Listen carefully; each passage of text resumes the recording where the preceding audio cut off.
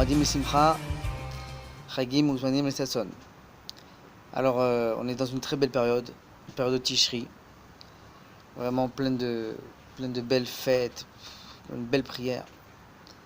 Et nos sages disent que cette période ressemble au processus qu'un juif non pratiquant fait quand il veut faire tchouva. En général, quelqu'un qui veut faire tchouva, il s'inscrit dans des séminaires ou dans des shabbats pleins.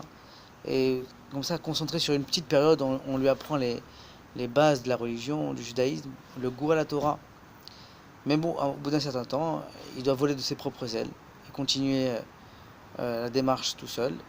Et bon, souvent on lui dit qu'il serait quand même intéressant pour lui de déménager ou de s'éloigner de son entourage habituel qu'il avait jusqu'à présent, de peur que, que ces gens le découragent ou se moquent de lui, de son nouveau mode de vie. Et donc, nous aussi, pendant cette période de Tishri, on vit aussi une période très intense de purification.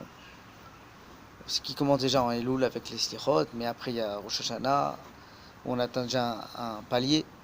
Et après il y a Kippour, c'est le summum. Et après Kippour, on est lavé, on est propre, on doit voler de nos propres ailes, repartir pour l'année qui suit. Et là, nos sages nous dit, écoute, il vaudrait mieux pour toi de déménager, de quitter tes habitudes pour aller à un endroit un peu plus approprié. Et c'est où? Eh ben, c'est la souka. On y est, dans la souka. Pourquoi? Parce que ici, notre entourage, c'est qui? C'est les Sheva Ushpizin. Abraham, Yitzhak, Yaakov, Moshe, Aaron, Yosef, David. Alors,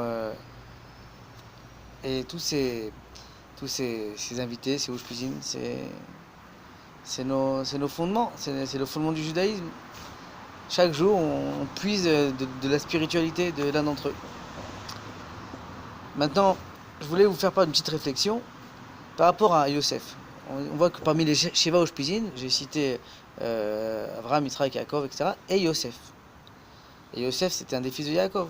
Donc pourquoi lui et pas plus qu'un autre? Il avait 12 fils, Yaakov. 12 enfants. Pourquoi on a pris Yosef?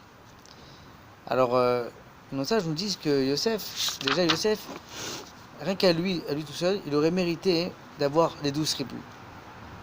Il aurait pu, il avait le potentiel à avoir les 12 tribus qui sortent de lui. Mais on voit que finalement, il en a eu quand même 2, Ephraim et Ménaché.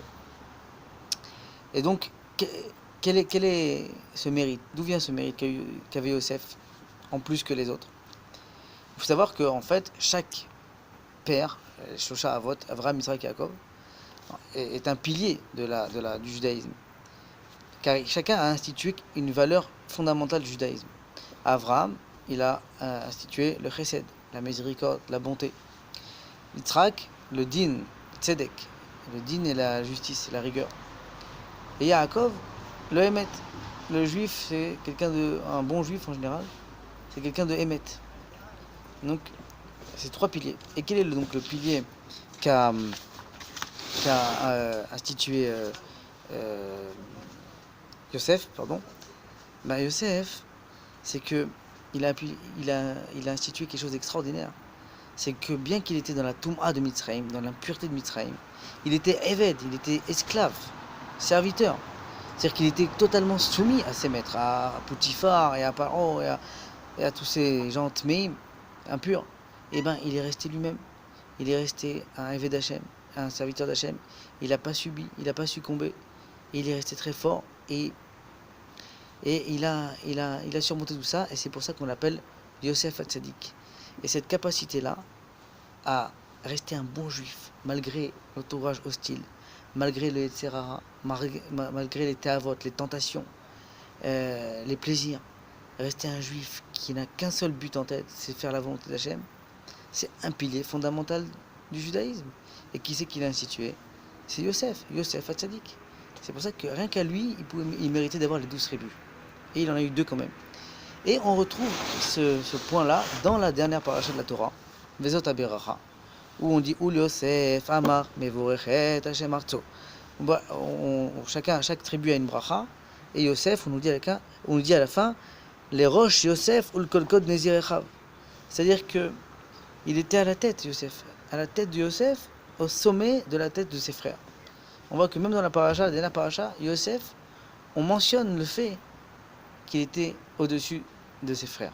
Bien que ses frères étaient tous des grands tzadikim, il avait quand même quelque chose en plus. Et c'est pour ça qu'on le nomme Yosef Tzadik. Et donc, c'est aussi pourquoi il a le mérite de faire partie des Shiva Ushpizin, les 7 invités qui se retrouvent en ce moment dans la Souka, et qui nous permet de nous accompagner dans cette très grande mitzvah qui est la Souka. Voilà. Donc c'était un petit vers Torah rapide entre Soukot et la dernière paracha qu'on va dire à Simchat Torah. Et voilà, c'est tout. Je ne vais pas m'attarder parce qu'il y a du bruit, j'ai pas envie de vous déranger. Donc voilà, sur ce, je vous souhaite des bonnes fêtes, Moadim Simcha, Chag Sameach, à bientôt, Leitraot.